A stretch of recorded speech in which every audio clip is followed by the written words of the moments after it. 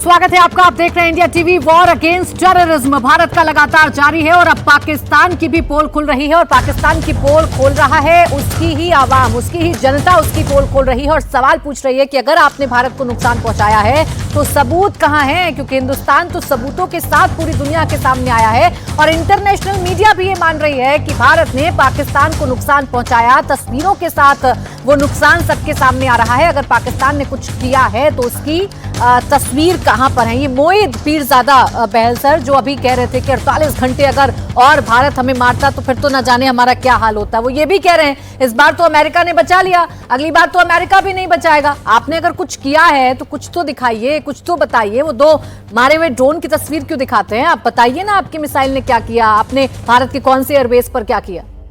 बिल्कुल प्राची जी, जैसे कि आप इतने बड़े मीडिया वॉरियर हैं, मेरे को एक चीज लगती है कि जितने भी पत्रकार हैं विश्व में, चाहे वो हमारे देश में हो, पाकिस्तान में हो, चाहे वो न्यूयॉर्क टाइम्स के अंदर हो, एक दिन वो उनके मुंह से सच जरूर निकलता है और वो सच के लिए ही मीडिया जाती है। उसका जो बेसिक सोर्स है मीडिया का एनर्जी का, वो है सच को फाइंड करना। तो कहीं ना कहीं पत्रकार कितना भी पैट्रियोटिक हो, वो एंड में सच बोलता ही है और इनके मुंह से भी, पीरजादा के मुंह से भी सच निकला। अब दूसरी बात आती है न्यूयॉर्क टाइम्स की। हम बात कर रहे थे, न्यूयॉर्क टाइम्स को किसी जमाने में इस्लामाबाद टाइम्स भी कहते थे, क्योंकि जो इस्लामाबाद बोलता था उसी के वो लोग छाप देते थे। शुरू में तो उन्होंने ये भी कहा था हमारे 4-5 जहाज उड़ा दिए गए, रनवेज डैमेज हो गए, पर बाद में उनको खुद अपने आप बदलना पड़ा जब सैटेलाइट पिक्चर्स आई। और भारत की एक बड़ी अच्छी चीज थी कि जो जनरल साहब ब्रेक में कह भी रहे थे कि हमने यूएवीज का इस्तेमाल किया और जितने भी हमारे टारगेट सिस्टम्स थे, एक दो जो बहुत ही डीप में थे उनको छोड़ के बाकी टारगेट सिस्टम्स पे हमारे पास यूएवी की भी पिक्चर्स थी, अनमैन्ड एरियल व्हीकल्स की, जो हमने दिखाई है टारगेट को डिस्ट्रॉय होते हुए, वेपन को जाते हुए, टारगेट को डिस्ट्रॉय होते, खासकर जो पीओके और पास में लाहौर के पास के एरियाज हैं। अब एक और बड़ी अहम चीज आती है कि हमने जो अभी अटैक्स किए हैं, ये तो डेमोन्स्ट्रेशन अटैक्स थे। ये भारत की 5 से 10% शक्ति भी नहीं डेमोन्स्ट्रेट कर पाए। अगर हम एक्चुअली में अपनी शक्ति डेमोन्स्ट्रेट करते तो पाकिस्तान का बहुत बुरा हाल होता। और ये डेमोन्स्ट्रेशन के बाद आज, जैसे कि हमारे डिफेंस मिनिस्टर कह रहे हैं, हमने आपको प्रोबेशन में रखा है, हम आपके बिहेवियर को देख रहे हैं। कल अगर आपने फिर कोई दुस्साहस किया, मिस एडवेंचर किया, तो उसका जवाब बहुत स्ट्रांगली दिया जाएगा और वो एक और एस्केलेशन लेवल होगा जो कि आपने अभी तक देखा नहीं है। हमने आपका न्यूक्लियर ब्लफ को एकदम बर्बाद और तबाह कर दिया। इसका मतलब है कि कन्वेंशनल स्पेस के अंदर भी हम आपको बहुत बड़ा लेसन सिखा सकते हैं। एक चीज मैं और बोलना चाहूंगा। क्रिस्टीन फेयर, उन्होंने कहा था, उनसे पूछा गया क्वेश्चन कि क्या पाकिस्तान टेररिज्म का इस्तेमाल करता है, तो कहती जरूर करता है। Terrorism as a tool of public policy है उनकी। दूसरी चीज उनसे पूछी गई कि क्या अब पाकिस्तान का स्ट्रेटेजिक बिहेवियर में चेंज आएगा कि नहीं आएगा। तो कुछ समय के लिए तो वो मान गई, लेकिन उन्होंने ये कहा कि लॉन्ग टर्म में शायद पाकिस्तान का स्ट्रेटेजिक बिहेवियर में शायद चेंज ना आए और फिर वो भी एक और ऐसी हरकत करने की कोशिश करें। मैं पाकिस्तान को यहां कह रहा हूं, हमने आपके गले में एक फंदा डाला है IWT का। हमने आपको सिर्फ डेमोन्स्ट्रेशन दिखाई है। हम आपका पानी भी रोक देंगे और खून की नदियां आप कितनी भी बहा लें, उसमें पानी नहीं बहेगा जब तक खून जो है नदियों के अंदर जाना बंद नहीं होगा।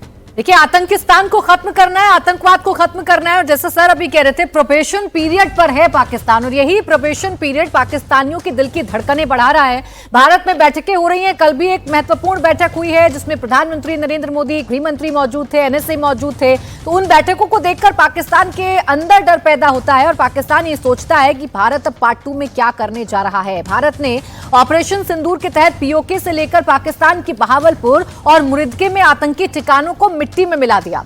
पाकिस्तान पहले दिन से दावा कर रहा है कि भारत ने अपनी स्ट्राइक में मस्जिदों को निशाना बनाया। अब पाकिस्तानी ही इस दावे की भी पोल खोलते नजर आ रहे हैं, बता रहे हैं कि कैसे पूरा मरकज ऑपरेट किया जा रहा था। सिन्हा सर, पाकिस्तान के जो ये रिपोर्टर हैं खुद ही बता रहे हैं कि मस्जिद के पास दफ्तर में क्या काम होता था, अब ये तो दुनिया को बताने की जरूरत है नहीं। टाइम भी बिल्कुल कंफर्म कर रहे हैं। अगर 12:26 से 12:30 का टाइम है तो अपने यहाँ 1 बजे के आसपास का समय रहा होगा। उसी वक्त भारत ने सटीक स्ट्राइक की है और उड़ा दिया गया लश्कर-ए-तैयबा के इस हेडक्वार्टर को, जहां अबू जुंदाल नाम का आतंकी मारा गया। प्राची, देखिए ये इतनी बड़ी प्रूफ, देखिए हम तो सैटेलाइट इमेजरी देख रहे थे, हम आप पाकिस्तान के अंदर नहीं जा सकते, मगर वहाँ के रिपोर्टर, और मैं उनको बहुत उसकी दाद देता हूँ कि इतनी सटीक रिपोर्टिंग और दिखाना, और पूरे विश्व में आपके पास भी है, इससे बड़ी प्रूफ क्या है। सैटेलाइट में तो आप अंदाज़ा लगाते हैं, वो कहते हैं, और उन्होंने एक तारीख दी है 1987, यही समय मैं भी यही कहता हूँ, यह ज़ियाउल हक का ज़माना था, उसके बाद उनको वो मारे गए थे। तो 87 में ही जो पूरा आतंकवाद का फैक्ट्री बनाया गया था, जिसको मरकज कहते हैं, और उन्होंने बताया कि मरकज हाफिज जो आपका मुरेदके में है, और ये सब जानते हैं। और देखिए ये कहाँ है, उसके नीचे लाहौर पड़ता है, और साउथ में लाहौर है जहाँ 4 कोर है, और इसके ऊपर में गुजरनवाला है, वहाँ उसकी 30 कोर है। 2 कोरों के बीच का ये जगह है, और दूरी ज़्यादा नहीं है। तो जितना भी इसको कहते हैं, बिकॉज ये लश्कर तोयबा का मरकज है, और मरकज का मतलब होता है सेंटर। वहाँ पर जितने, जैसे हमारे यहाँ भी जो सेंटर्स होते हैं, जैसे मैं सिख रेजिमेंट का हूँ, तो हम कहते हैं सिख रेजिमेंट सेंटर, और वहाँ कहते हैं मरकज। वहाँ पर बलूचों का मरकज है, तो उसी तरह ये मरकज हाफिज सईद का मरकज है, सेंटर है। तो आपने बहुत बताया, यह कोई मस्जिद नहीं, हाँ उसके अंदर हो सकती है उनकी इबादत, तो आप करेंगे तो वो चीज़ें होंगी उसमें डैमेज, उसको कोलैटरल डैमेज कहते हैं। और सबसे सटीक जो चीज़ मुझे बड़ी अच्छी लग रही है, 12:26 ये clock should become, I think India should also pick up this clock and show everywhere. 12:26, भले इनकी घड़ी इधर उधर हो, अगर ये आपको दिखाता है कि कब हमने किया, और इसको आप को रिलेट कर सकती हैं पूरा। और हमारे एमओ में बैठे हुए जो एमओ एयर हैं, या वो सारे चीज़ इसको एनालाइज कर, इससे बड़ी प्रूफ क्या हो सकती है, आप बताएं। नहीं, प्रूफ तो है, और ये proof major general Asthana sir, ये तो खुद पाकिस्तान की रिपोर्ट्स बता रही हैं। वो मस्जिद चिल्लाता रहा जब से भारत ने स्ट्राइक की है। पाकिस्तान ने कहा हमारी मस्जिदों को तबाह किया गया, हमारे मासूम लोगों को निशाना बनाया गया, लेकिन मस्जिद के पास दफ्तर है, और उस दफ्तर में क्या काम होता है जब ये पाकिस्तान का रिपोर्टर ही बता रहा है, जब पाकिस्तान की आवाम ही बता रही है, तो बहुत कुछ अब दुनिया के सामने रखने के लिए बच नहीं गया है। सब समझदार है, सबको समझ में आ रहा है कि इस मरकज में क्या काम हुआ करता था। बिल्कुल। और जब इनका जनाजा निकल रहा था, उसमें जो उनके अफसर वहाँ पर मौजूद थे, एक टेररिस्ट उनको लीड कर रहा था, अफसर पीछे खड़े थे, और जो ये दिखाई गई उनकी माला भेजी उन्होंने चीफ मिनिस्टर पंजाब ने और आसिफ मुनीर ने, वो भी साफ नज़र आ रहा था। दूसरी चीज़, ये इनएडवर्टेंटली, क्योंकि उन्हें भी पता है कि इनका मोराल बूस्ट करने के लिए जितने भी ये टेररिस्ट हैं खुल के सामने आना पड़ेगा, तो ये सामने आए, और उसी से पूरे विश्व को ये पता चल गया कि पाकिस्तानी मिलिट्री और टेररिस्ट दोनों अलग अलग नहीं हैं, दोनों एक ही हैं। और अगर ये निर्दोष इंसान थे, जैसे 14 करोड़ का जो पैकेज इनको दिया जा रहा है, 14 लोगों जो मौलाना मसूद अजहर के जो रिश्तेदार मरे हैं, उनको 14 करोड़ का मुआवजा दिया जा रहा है, जबकि पाकिस्तान में जो नॉर्मल आदमी है, उसको अगर वो मरता है तो उसको, मुझे नहीं लगता कि कोई मुआवजा दिया जाता है किसी भी किस्म का। तो जाहिर है ये लोग नॉर्मल आदमी नहीं हैं, कोई सिविलियन नहीं मारा गया, सारे टेररिस्ट ही मारे गए, और हाई प्रोफाइल टेररिस्ट मारे गए। तो ये बातें धीरे धीरे सब सामने आ रही हैं, और इन चीज़ों को भी भारत ने हर जगह दिखाया है। आपके चैनल पे भी ये बहुत अच्छी तरीके से दिखाया गया। ये जो सिचुएशन है कि इन टेररिस्ट के जनाजे में सारे के सारे मिलिट्री ऑफिसर वहाँ पहुँचे, तो अब झूठ की ज़्यादा गुंजाइश रही नहीं है। पता उन लोगों को भी है, अब यह है कि किस तरीके से अपना फेस सेविंग की जाए, और किस तरीके से अपने पाकिस्तानी आर्मी का वर्चस्व जो वो समझते हैं कि पावर के लिए ज़रूरी है, उसको बरकरार किया जाए। अब जो दूसरी कलई खुलने वाली है वो है बलूचिस्तान और खैबर पख्तूनख्वा की तरफ से। वो धीरे धीरे और खबर आएंगी, तो इनको लगेगा, इनको पता चलेगा कि हो क्या रहा है। नहीं, फेस सेविंग का वक्त अब एयर कॉमोडोर सर रह कहाँ गया है इस बहस सर, कहाँ रह गया? फेस सेविंग किसके सामने करेंगे? आपके सच्चाई जो है पाकिस्तान की, उसे आपके रिपोर्टर दिखा रहे हैं, आपकी आवाम आपसे सवाल पूछ रही है, आपको कोसा जा रहा है आवाम की तरफ से। आसिम मुनीर को सीधे सीधे कहा जा रहा है कीड़े पड़ेंगे, बता दो हमें आपने पाकिस्तान ने भारत के साथ क्या किया, लेकिन कुछ है नहीं बताने के लिए, सिर्फ सुन रहा है आसिम मुनीर। कुछ बताने के लिए हो तब तो ना दुनिया के सामने रखे या अपनी आवाम के सामने रखे। प्राची जी बिल्कुल सही कह रहे हैं आप।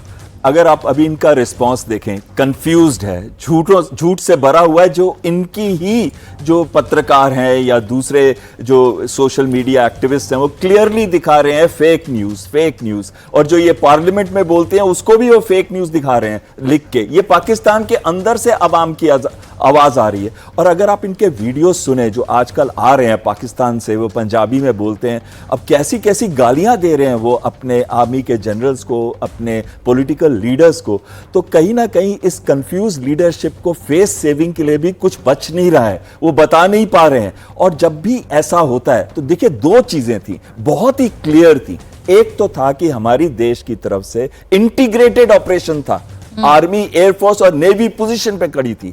दूसरा, हमारे जो अटैक्स थे प्रिसाइज इंटेलिजेंस से थे, और वो ये भी डिटरमिन करते थे कि क्या कंस्ट्रक्शन है, कौन सा वेपन उसके साथ बेस्ट रहेगा। फ्यूजिंग भी ऐसे बना के रखी थी कि उसी टाइम एक्सप्लोड ना कर जाए, एंटर करके एक्सप्लोड करे ताकि डैमेज मैक्सिमम हो। यानी कि बहुत ही वेल प्लान्ड थे, प्रिसाइज थे, एक्यूरेट इंटेलिजेंस पे थे, और साथ साथ में डिस्क्रिमिनेटरी थे। हमने पहले मिलिट्री टारगेट को या सिविल टारगेट को नहीं हिट किया, हमने सिर्फ टेरर कैंप्स को हिट किया। और उसके बाद जब उन्होंने एस्केलेट किया तो उस लेवल पे भी हमने डोमिनेट किया। उनका क्या, कोई भी ड्रोन हमारे इधर कोई हमला कर सका, मिसाइल कोई भी डिस्ट्रॉय कर सकी, कोई डैमेज का वो दिखा सकते हैं प्रूफ? नहीं दिखा सकते। लेकिन जब उन्होंने मिलिट्री लेवल पे एस्केलेट किया तो हमने ऐसा रिस्पांस दिया कि उनकी एयरफील्ड्स, उनके रेडार्स, उनके मिलिट्री इंस्टॉलेशंस, उनके operational command and control centres, weapon depots, सब में आग लगी, तबाह बर्बाद। यहां तक कि उनके एवैक्स C-130 जहाज जैसे भी तबाह बर्बाद हो गए, JF-17 बर्बाद हो गए, F-16 तक को डैमेज हुआ। सर, बयानों में हो ना हो, लेकिन अब उनके कंफ्यूजन में साफ झलक रहा है कि पाकिस्तान को बहुत नुकसान हुआ है। अब वो मरम्मत करा रहे हैं अपने एयर बेसिस की, अब मरम्मत के लिए टेंडर निकाले गए। तो ये तो झूठ है पाकिस्तान का जो एक्सपोज हो रहा है। आतंक का खात्मा भारत लगातार कर रहा है और फिलहाल पाकिस्तान बेबस नजर आ रहा है, पाकिस्तान डरा हुआ नजर आ रहा है, क्योंकि पाकिस्तान को नहीं पता कि भारत का अगला कदम क्या हो सकता है। एक छोटा सा ब्रेक ले रहे हैं, लगातार ये चर्चा जारी रहेगी। आप देखते रहिए इंडिया टीवी।